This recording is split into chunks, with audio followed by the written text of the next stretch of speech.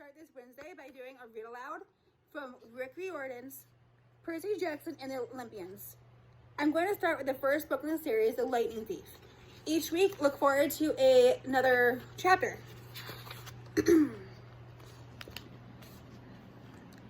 Look, I didn't want to be a half-blood. If you're reading this because you think you might be one, my advice is, close this book right now. Believe whatever lie your mom and dad told you about your birth, and try to lead a normal life. Being a half-blood is dangerous. It's scary. Most of the time, it gets you killed in painful, nasty ways. If you're a normal kid, reading this because you think it's fiction, great, read on. I envy you for being able to believe that none of this ever happened. But if you recognize yourself in these pages, if you feel something stirring inside, stop reading immediately. You might be one of us. And once you know that, it's only a matter of time before they sense it too. And they'll come for you. Don't say I didn't warn you. My name is Percy Jackson. I'm 12 years old. Until a few months ago, I was a boarding student at Yancey Academy, a private school for troubled kids in upstate New York. Am I a troubled kid? Yeah, you could say that. I could start at any point in my short, miserable life to prove it. But things really started going bad last May, when our 6th grade class took a field trip to Manhattan. 28 mental case kids, 2 teachers on a yellow school bus, heading to the Metropolitan Museum of Art to look at ancient Greek and Roman stuff. I know, it sounds like torture. Most Yancey field trips were. But Mr. Brunner, our Latin teacher, was leading this trip, so I had hopes. Mr. Brunner was this middle-aged guy in a motorized wheelchair. He had thinning hair and a scruffy beard and a furry tweed jacket, which always smelled like coffee. You wouldn't think he'd be cool, but he told jokes and stories and let us play games in his class. He also had this awesome collection of Roman armor and weapons, so he was the only teacher whose class didn't put me to sleep. I hoped the field trip would be okay. At least, I hoped that for once I wouldn't get in trouble. Boy, was I wrong. See, bad things happen to me on field trips. Like at my 5th grade school when we went to the Saratoga battlefield. I had this accident with a Revolutionary War cannon. I wasn't aiming for the school bus, but of course I got expelled anyway. And before that, at my 4th grade school, when we took a behind-the-scenes tour of the Marine World Shark Pool, I sort of hit the wrong lever on the catwalk, and our class took an unplanned swim. And the time before that, well, you get the idea. This trip, I was determined to be good. All the way into the city, I put up with Nancy Bullwuffet, the freckly, red-headed kleptomaniac girl, hitting my best friend Grover in the back of the head with chunks of peanut butter and ketchup sandwich. Grover was an easy target. He was scrawny. He cried when he got frustrated. He must have been held back several grades because he was the only 6th grader with acne and the start of a wispy beard on his chin. On top of all that, he was crippled. He had a note excusing him from PE for the rest of his life because he had some kind of muscular disease in his legs. He walked funny, like every step hurt him, but don't let that fool you. You should have seen him run when it was enchilada day in the cafeteria. Anyway, Nancy Bullwuffet was throwing rods of sandwich that stuck in his curly brown hair, and she knew I couldn't do anything back to her because I was already on probation. The headmaster had threatened me with death by in-school suspension if anything bad, embarrassing, or even mildly entertaining happened on this trip. I'm going to kill her, I mumbled. Grover tried to calm me down. It's okay. I like peanut butter. He dodged another piece of Nancy's lunch. That's it. I started to get up, but Grover pulled me back to my seat. You're already on probation, he reminded me. You know who'll get blamed if anything happens. Looking back on it, I wish I had decked Nancy Bullwuffet right then and there. In-school suspension would have been nothing compared to the mess I was about to get myself into. Mr. Brunner led the museum tour. He rode up front in his wheelchair, guiding us through the big echoey galleries, past marble statues and glass cases full of really old black and orange pottery. It blew my mind that this stuff had survived for 2,000, 3,000 years. He gathered us around a 13-foot tall stone column with a big sphinx on top and started telling us how it was a grave marker for Estelle, for a girl about our age. He told us about the carvings on the sides. I was trying to listen to what he had to say because it was kind of interesting, but everybody around me was talking, and every time I told them to shut up, the other teacher chaperone, Mrs. Dodds, would give me the evil eye. Mrs. Dodds was this little math teacher from Georgia who always wore a black leather jacket, even though she was 50 years old. She looked mean enough to ride a Harley right into your locker. She had come to Yancey halfway through the school year, when our last math teacher had a nervous meltdown. From her first day, Mrs. Dodds loved Nancy Bowlefit and figured I was the devil spawn. She would point her crooked finger at me and say, "Now, honey," real sweet, and I knew I was about to get after-school detention for a month. One time, after she'd made me erase answers out of old math workbooks until midnight, I told Grover I didn't think Mrs. Dodds was human. He looked at me, real serious, and said, "You're absolutely right." Mr. Brenner kept talking about Greek funeral art. Finally, Nancy Bowlefit snickered something about the naked guy on the stele, and I turned around and said, "Will you shut up?" It came out louder than I meant it to. The whole group laughed. Mr. Brenner stopped his story. "Mr. Jackson," he said, "did you have a comment?" My face was totally red. I said, "No, sir." Mr. Brenner pointed to one of the pictures on the stele. "Perhaps you'll tell us what this picture represents." I looked at the carving and felt a flush of relief because I actually recognized it. That's Kronos eating his kids, right? "Yes," said Mr. Brenner, obviously not satisfied. "And he did this because..." Well, I racked my brain to remember. Kronos was the king god and...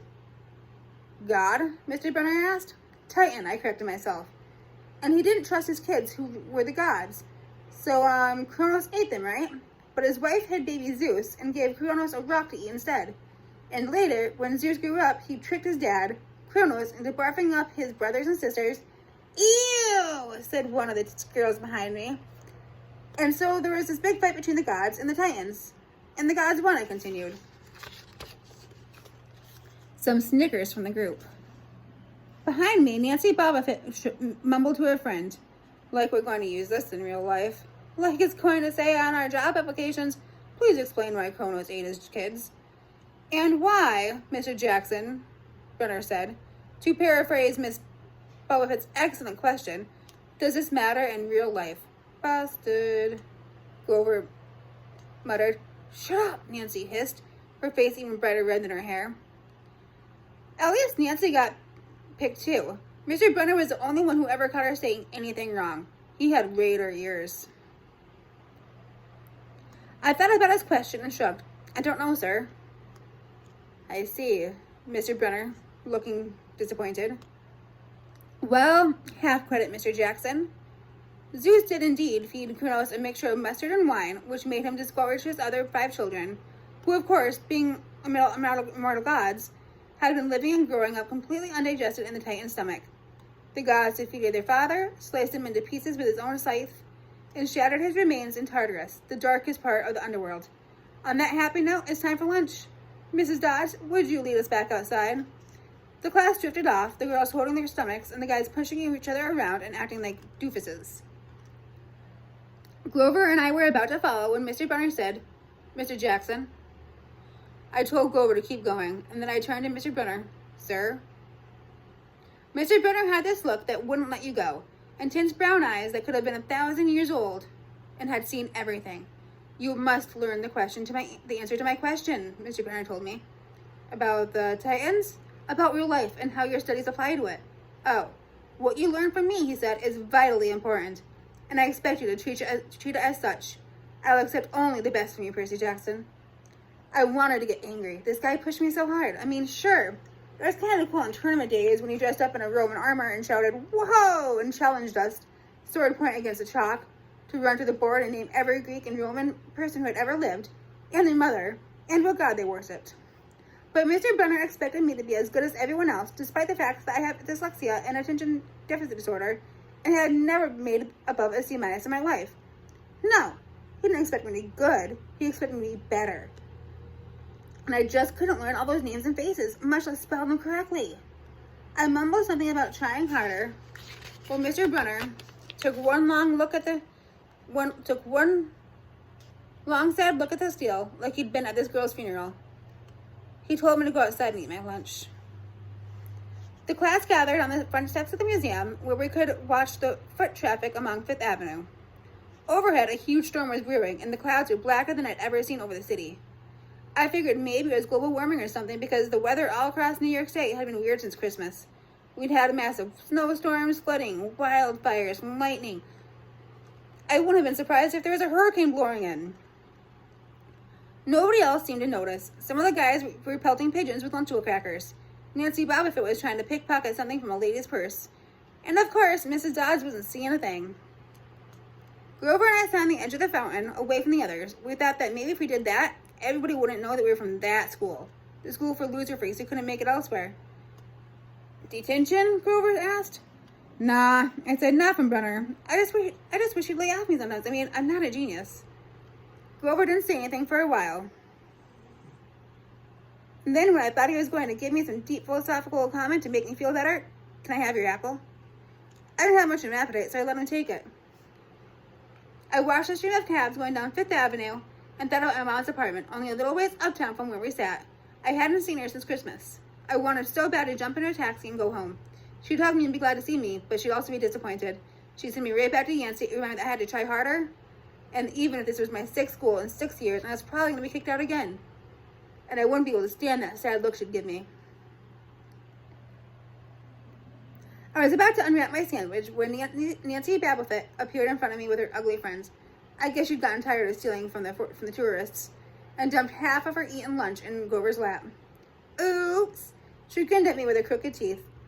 Her freckles were orange, as if someone had spray painted her face with liquid Cheetos. Try to stay cool.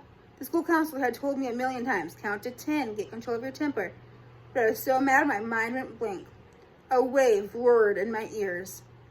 I don't remember touching her, but the next thing I remember, Nancy was sitting on her butt on the fountain, screaming, Percy pushed me!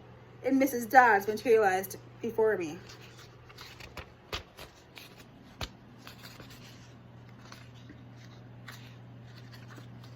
Some of the kids were whispering, did you see? The water! Like it grabbed her! I didn't know what they were talking about. All I knew was that I was in trouble again. As soon as Mrs. Dodds was sure that poor little Nancy was okay, promising to get her a new shirt at the museum gift shop, Mrs. Dodds turned on me. There was a triumphant fire in her eyes, as if I had done something that she'd been waiting for all semester. Now, honey. I know, I grumbled, a month erasing workbooks. That wasn't the right thing to say. Come with me, Mrs. Dodds said. Wait, it was me, Grover yelped. I pushed her. I stared at him, stunned. I couldn't believe he was trying to cover for me. Mrs. Dodds scared Grover to death. She glared at him so hard that his whiskery chin trembled. I don't think so, Mr. Underwood. But you will stay here. Grover looked at me desperately. It's okay, man. Thanks for trying, I said. Honey, now, Mrs. Dodds barked. Nancy Bobbitt smirked. Then I turned to face Mrs. Dodds, but she wasn't there. She was standing at the museum entrance, way at the top of the steps, gesturing impatiently for me to come on. How'd she get there so fast? I have moments like that a lot, when my brain falls asleep or something, and the next thing I know, I've missed something, as if a puzzle piece fell out of the universe and left me staring at a blank space behind it. The school counselor told me that this was part of ADHD, my brain misinterpreting things. I wasn't so sure, but I followed Mrs. Dodds. Halfway up the steps, I looked back at Grover. He was pale and cutting his eyes between me and Mr. Brunner, like he wanted Mr. Brunner to notice what was going on, but Mr. Brunner was absorbed in his novel.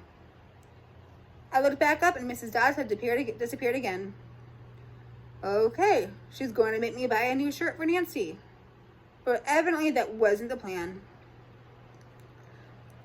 When I caught up to her, we were back in the Greek and Roman section. Except for us, the gallery was empty. Mrs. Dodds stood with her arms crossed in front of a big marble frieze of the Greek gods. She was making this weird noise in her throat like growling. Even without the noise, I would have been nervous. It's weird being alone, especially with Mrs. Dodds. And something about the way that she was looking at me, as if she wanted to pulverize me. You've been giving us problems, honey, she said. Yes, ma'am. I did the same thing. Did you really think that you'd get away with it? She tugged on the cap cuffs of her leather jacket. The look in her eyes was beyond mad. It was evil. She's a teacher, I thought nervously. It's not like she's going to hurt me. I said, I'll try harder, ma'am. And then thunder shook the building. We're not fools, Percy Jackson, Mrs. Dodge said. It was only a matter of time before we found you out. Confess, and you will suffer less pain. I didn't know what she was talking about. All I could think was the teachers must have found the illegal stash. All I could think was the teachers must have found the illegal stash of candy that I'd been selling out of my dorm room. Maybe they'd realized I got my essay on Tom Sawyer from the internet. And maybe they'd realized I'd never even read the book. Wait, what if they made me read the book? Well, she demanded. Ma'am, I don't. Your time is up, she hissed. And then the weirdest thing happened. Her eyes began to glow like barbecue coals. Her fingers stretched, turning into talons. Her jacket melted into large leathery rings. She wasn't human. She was a shriveled hag with bat rings, claws, and a mouthful of yellow fangs, and she was about to slice me to ribbons. But then things got even weirder. Mr. Brunner, who'd been out front of the museum a minute before, wheeled his chair into the doorway of the gallery, holding a pin in his hand. "Whoa, Percy!" he shouted, and tossed the pin through the air. Mrs. Dodds lunged at me. I dodged and felt talons slash the air next to my ear. I snatched the ballpoint pen out of the air, but when it hit my hand, it wasn't a pin anymore. It was a sword. Mr. Brunner's bronze sword, which he always used on tournament day. Mrs. Dodge spun toward me with a murderous look in her eyes. My knees were jelly and my hands were shaking so bad I almost dropped the sword. She snarled, "Die, honey," and flew straight at me. Absolute terror ran through my body, and I did the only thing that came naturally. I swung the sword. The metal blade hit her shoulder and passed clean through her body as if she was made of water. Mrs. Dodds was a sandcastle and a power fan.